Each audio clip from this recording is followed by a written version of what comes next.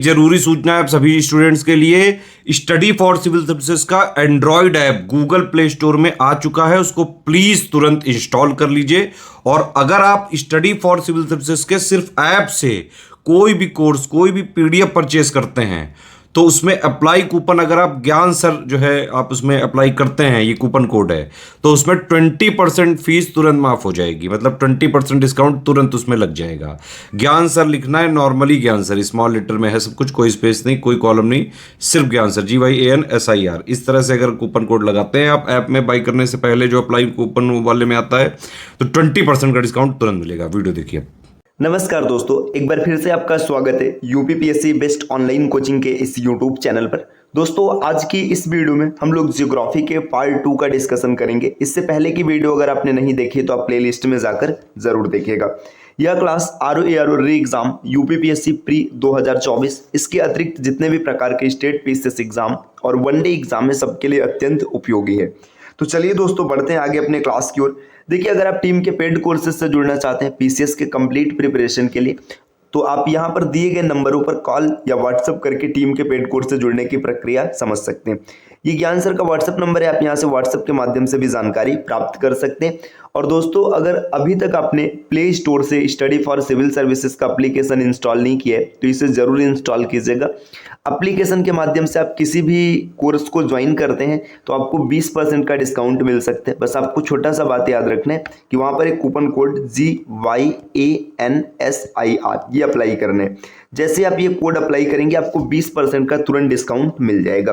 तो चलिए दोस्तों, अब बढ़ते हैं आगे अपनी क्लास की ओर। देखिए, इससे पहले जो पहली क्लास हुई थी उसमें हम लोगों ने भारत के नक्शे के बारे में पढ़ा था और इसके बाद यहाँ पर कुछ ऐसे ये पॉइंट दिए गए, इसको हम लोगों ने देखा था।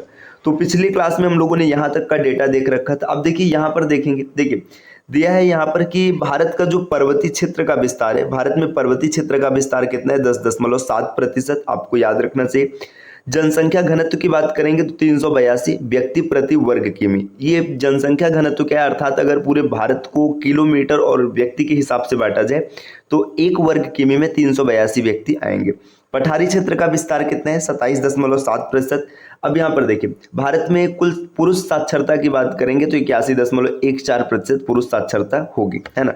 इसके बाद देखिए, कर्क रेखा पर स्थित भारत के 8 राज्य पीछे हम लोगों ने देख लिया था मैप में। देखिए यहाँ पर क्या क्या दिया, झारखंड, पश्चिम बंगाल, त्रिपुरा, मिजोरम, गुजरात, राजस्थान, मध्य प्रदेश और छत्तीसगढ़।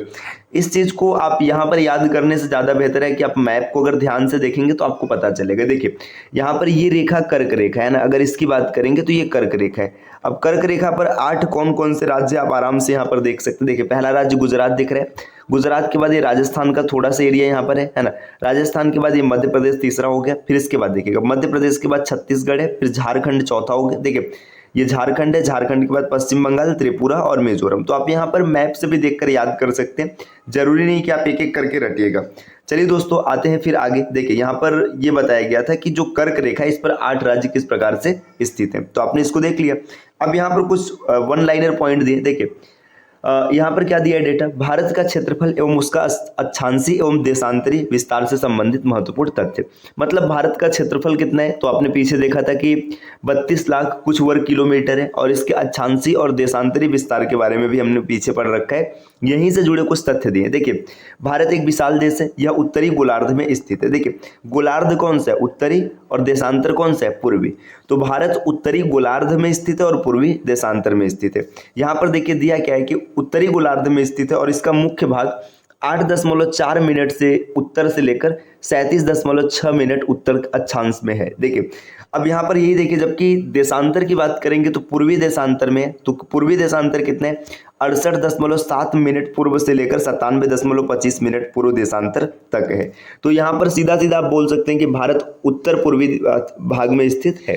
देखिए कर्क रेखा की बात करेंगे तो 23 डिग्री 30 मिनट उत्तर में देश को लगभग 2 बराबर भागों में बांटती है। मुख्य भूभाग को दक्षिण पूर्व में, देखिए भूभाग को दक्षिण पूर्व में अंडमान और निकोबार द्वीप समूह बंगाल की खाड़ी में तथा दक्षिण पश्चिम में लक्षद्वीप द्वीप समूह अरब सागर में स्थित है। तो देखिए यहाँ से आपको बस इतना याद रखना है कि अगर बात करेंगे अंडमान निकोबार द्वीप समूह तो ये बंगाल की खाड़ी में स्थित है, और वहीं पर लक्षद्वीप की बात करेंगे तो अरब सागर में स्थित है। अरब सागर और बंगाल की खाड़ी क्या है, आप इसको यहाँ पर मैप में फिर से देख लीजिएगा। देखिए अगर यहाँ पर हम लोग देखेंगे, देखिए ये भारत के इधर का जो एरिया है, देखिए ये आप देख रहे हैं ना, ये मतलब ये पूरा भारत का भूभाग है। यहाँ पर इसके इस तरफ जो जल क्षेत्र है इसको बंगाल की खाड़ी कहेंगे, है ना। तो ये बताया जा रहा है कि अंडमान निकोबार द्वीप समूह बंगाल की खाड़ी में स्थित है। और इसके बाद देखिए इस तरफ का जो एरिया है ये अरब सागर है ना, अरब सागर है। तो ये बताया जा रहा है कि जो लक्षद्वीप है ये अरब सागर में स्थित है। और वहीं पर अगर इसके नीचे की बात करेंगे तो यहाँ पर हिंद महासागर है, आपको ये भी याद रखना चाहिए। तो चलिए दोस्तों, आप इसको आसानी से समझ गए, है ना। अब इसके बाद और आगे बढ़ते हैं। देखिए और आगे क्या पॉइंट दिया गया, यहाँ पर दिया कि भारत के उत्तर पश्चिम, उत्तर तथा उत्तर पूर्वी सीमा पर नवीनतम वलित पर्वत है। वलित पर्वत का मतलब हिमालय एक वलित पर्वत है। तो यही बात किया जा रहा है कि उत्तर पश्चिम अर्थात भारत के उत्तर में वलित पर्वत है। इसके दक्षिण का भूभाग उत्तर में चौड़ा है और 22 डिग्री उत्तरी अक्षांश से हिंद महासागर की ओर सकरा होता जाता है। मतलब देखिए आपने भारत का मैप देखा होगा तो ऐसे चतुष्कोणीय बोला जाता है ना। तो यही कहा जा रहा है कि जो दक्षिण का भूभाग है ये उत्तर में क्या है, चौड़ा है और 22 डिग्री उत्तरी अक्षांश से हिंद महासागर की ओर सकरा होता गया। हिंद महासागर मतलब देखिए नीचे ये हिंद महासागर था। आप जब भारत के मैप को डिजाइन करेंगे, मान लीजिए ऐसे बनाएंगे, है ना, तो ये नीचे हिंद महासागर, जब हिंद महासागर की ओर जाएंगे तो सकरा मतलब कम चौड़ा होता चला गया। इसके बाद और चीजों को देख लेते हैं। देखिए इसके पश्चिम में अरब सागर है ना, पूरब में बंगाल की खाड़ी है। देखिए पश्चिम मतलब इधर आपने देखा था अरब सागर था, इधर बंगाल की खाड़ी था और दक्षिण में हिंद महासागर है। उत्तर में कौन है, हिमालय है। आगे क्या बोला जा रहा है, अक्षांश और देशांतर का विस्तार लगभग 30 डिग्री है, परंतु फिर भी पूर्व पश्चिम का विस्तार उत्तर दक्षिण के विस्तार की अपेक्षा कम प्रतीत होता है। देखिए ये कहा जा रहा है कि अक्षांश और देशांतर मतलब भारत का जो अक्षांश है ये भी लगभग 30 है और देशांतर भी लगभग 30 ही है ना। फिर भी पूर्व पश्चिम की बात करेंगे तो उत्तर दक्षिण की अपेक्षा कम प्रतीत होता है। मतलब भारत के मैप को अगर आप देखेंगे तो पूर्व पश्चिम में आपने देखा था ना लंबाई, है ना, ये ज्यादा था उत्तर दक्षिण के मुकाबले। आगे देखिए यहाँ पर क्या बताया जा रहा है, गुजरात से अरुणाचल प्रदेश के स्थानीय समय में 2 घंटे का अंतर है। देखिए अब अगर देखेंगे सबसे जो पूर्वी बिंदु था इसका नाम था कीबुथु, है ना। कीबुथु कहाँ पर था, अगर कीबुथु की बात करेंगे तो ये अरुणाचल प्रदेश का क्षेत्र है ना, ये है। और गुजरात की बात करेंगे सबसे दक्षिणतम बिंदु यहाँ पर सर क्रीक या फिर गोरमाथा, है ना, जिसे नारायण सरोवर के नाम से भी जाना जाता है। तो ये सबसे पश्चिम में स्थित है ना। तो पूरब और पश्चिम के बीच में यही बताया जा रहा है कि यहाँ पर 2 घंटे का समय अंतराल है। ये समय अंतराल कैसे बनता है, देखिए आपने पीछे देखा था कि 1 डिग्री अगर 1 डिग्री अक्षांश को पार करने में 4 मिनट लगते हैं, है ना, मतलब 1 डिग्री को पार करने में 4 मिनट लगते हैं। तो 30 डिग्री को पार करने में कितना लगेगा, 120 मिनट लगेगा। तो 2 घंटे का समय डिफरेंस यहाँ पर मिल जाता है। फिर अतः 82 डिग्री 30 मिनट पूर्व देशांतर रेखा को भारत की मानक यामुत्तर माना गया, है ना। इसका मतलब ये जो 82 डिग्री 30 मिनट है इसको भारत का मानक यामुत्तर माना गया, मतलब यहीं से समय निर्धारण किया जाएगा, जो कि उत्तर प्रदेश के मिर्जापुर से गुजरती है। उत्तर प्रदेश का मिर्जापुर नैनी एक जगह वहां पर है। अक्षांश का प्रभाव दक्षिण से उत्तर की ओर दिन और रात की अवधि पर पड़ता है, मतलब अक्षांश का प्रभाव दिन और रात पर पड़ता है। चलिए दोस्तों और आगे बढ़ते हैं। देखिए अब यहाँ पर देखेंगे, अब दिया है कि भारत विश्व में क्षेत्रफल की दृष्टि से 7वां देश है। ये तो हम लोगों ने कल की क्लास में देखा था। भारत से बड़ा कौन है, रूस, कनाडा, चीन, अमेरिका, इसके बाद ब्राजील, ऑस्ट्रेलिया, इसके बाद भारत है ना। देखिए अगर एक चीज और भी आप याद रखिएगा, रूस की राजधानी मॉस्को है, कनाडा की ओटावा है, चीन की बीजिंग है, अमेरिका का वाशिंगटन डीसी, ब्राजील का ब्राजीलिया, ऑस्ट्रेलिया का कैनबरा, है ना।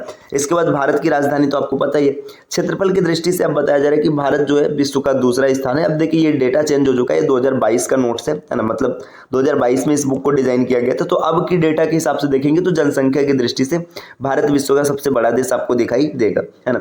भूपृष्ठ पर विषुवत रेखा से उत्तर या दक्षिण की दिशा में स्थित किसी भी बिंदु को पृथ्वी के केंद्र से नापी गई कोणीय दूरी को अक्षांश कहते हैं। मतलब देखिए अगर हम लोग एक ऐसे ये मान ले पृथ्वी है ना, यहाँ पर ये सेंटर वाली पॉइंट है, इसको विषुवत वृत्त है ना या भूमध्य रेखा या इक्वेटर नाम से जाना जाता है। इसके बाद आप यहाँ पर उत्तर से मतलब ऐसे जो रेखा खींचते हैं इसको हम लोग क्या कहते हैं, इसको अक्षांश कहते हैं, है ना।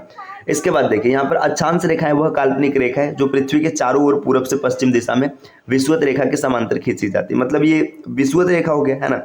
इसके समांतर जितनी भी रेखा खींची जाएगी अक्षांश रेखा होती है। देखिए अक्षांश रेखा के बारे में एक चीज और भी याद रखिएगा, ये एक पूर्ण वृत्त होता है और इसके बीच की दूरी हमेशा समान होती है जो कि 111 किलोमीटर है। अब आगे देखिए अक्षांशों को अंशों, मिनटों और सेकंडों में दर्शाया जाता है। पृथ्वी को 2 बराबर भागों में बांटने वाले 0 डिग्री अक्षांश को भूमध्य रेखा कहते हैं। ये चीज हमने अभी पहले ही डिस्कस किया कि इसको भूमध्य रेखा कहते हैं। फिर आगे देखिए क्या दिया, विषुवत वृत्त है ना भूमध्य रेखा के उत्तरी भाग को उत्तरी गोलार्ध और दक्षिणी भाग को दक्षिणी गोलार्ध कहते हैं। मतलब ये आपके पास ये पृथ्वी हो गया ये विषुवत रेखा हो गया। इसके ऊपर जो है ना इसको उत्तरी गोलार्ध कहेंगे और इसके नीचे वाले को दक्षिणी गोलार्ध कहेंगे। भूमध्य रेखा के उत्तर में स्थित अक्षांश अच्छा ये हो गया है ना। देखिए यदि अक्षांश रेखाओं को 1 डिग्री के अंतराल पर खींचा जाए तो उत्तरी गोलार्ध में कुल 89, क्योंकि यहाँ तक 90 डिग्री देशांतर मिलेगा, है ना। तो 89 यहाँ पर रेखा मिलेगी, 89 नीचे मिलेगी और एक भूमध्य रेखा होगा, है ना। तो कुल अक्षांश रेखाओं की संख्या कितनी हो जाएगी 18, देखिए यहाँ पर जोड़कर दिया है 179, है ना। इस प्रकार विषुवत रेखाओं की कुल संख्या 179 हो जाएगी और इनके बीच की दूरी 111 होती है। इसको भी आप याद रखिएगा दोस्तों, इंपॉर्टेंट पॉइंट है ना।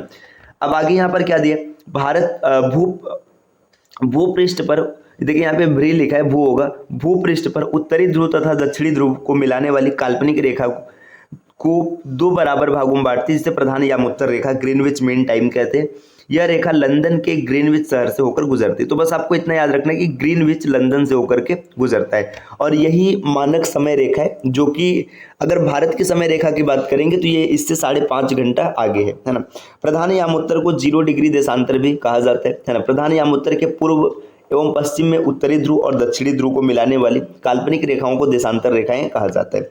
देशांतर रेखाएं समांतर नहीं होती, इनकी जो दूरी है ये विषुवत रेखा पर सर्वाधिक होता है और ध्रुवों पर सबसे कम होता है ना। ध्रुवों से विषुवत रेखा की ओर बढ़ने पर देशांतर रेखाओं के मध्य की दूरी बढ़ती जाती है। देखिए बताया जा रहा है कि ध्रुवों से जब आप विषुवत रेखा पर आएंगे तो इनकी दूरी बढ़ती जाएगी। तो आप डायरेक्टली याद रखिएगा कि इनकी विषुवत रेखा पर दूरी मैक्सिमम होती है और ध्रुवों पर मिनिमम होती है। दोस्तों आगे बढ़ेंगे, देखिए विषुवत रेखा पर देशांतर रेखाओं के बीच की अधिकतम दूरी 111.33 किमी होती है ना। और जबकि ध्रुवों पर जाएंगे तो कम हो जाती है। इसकी मुख्य भूमि 8 डिग्री 4 मिनट से 37 डिग्री 6 मिनट उत्तरी अक्षांश तथा देखिए एवं 68 डिग्री 7, अच्छा यहाँ पर ये अक्षांश की बात किया गया और देशांतर में कितना दिया 68 डिग्री 7 मिनट से 97 डिग्री 25 मिनट पूर्वी देशांतर के मध्य फैला हुआ है।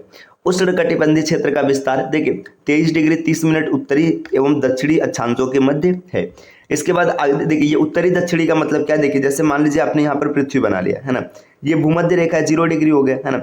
यहाँ पर ये 23.5 को कर्क रेखा कहते हैं और ये 23.5 दक्षिण को मकर रेखा कहते हैं। तो कर्क और मकर के बीच का जो क्षेत्र है इसी को हम लोग कहते हैं उष्णकटिबंधीय क्षेत्र, है ना। तो यही बताया गया कि जो उष्णकटिबंधीय क्षेत्र का विस्तार है 23 डिग्री 30 मिनट उत्तरी अक्षांश से लेकर 23 डिग्री 30 मिनट दक्षिणी अक्षांश के बीच में, मतलब आप बोल सकते हैं कर्क और मकर रेखा के बीच का जो क्षेत्र होता है उसको उष्णकटिबंधीय क्षेत्र कहते हैं। संपूर्ण भारत का अक्षांशीय विस्तार, ये चीज हम लोगों ने पहले देख ही रखा है ना। अर्थात अब भारत की बात करेंगे तो भारत उष्ण एवं उपोष्ण दोनों कटिबंधीय क्षेत्रों में आता है। तो भारत की जलवायु की बात करेंगे तो ये आता दोनों में है, लेकिन इसकी जलवायु उपोष्ण कटिबंधीय है। ये क्यों है इसके बारे में हम लोग विस्तार से आगे चर्चा करेंगे। तो दोस्तों ये हम लोगों की दूसरी क्लास रही। इस प्रकार के वीडियोज आपको निरंतर मिलते रहेंगे, आप चैनल को सब्सक्राइब जरूर कीजिएगा। चलिए मिलते हैं आपसे नेक्स्ट वीडियो में कुछ नए कॉन्सेप्ट के साथ, तब तक के लिए नमस्कार।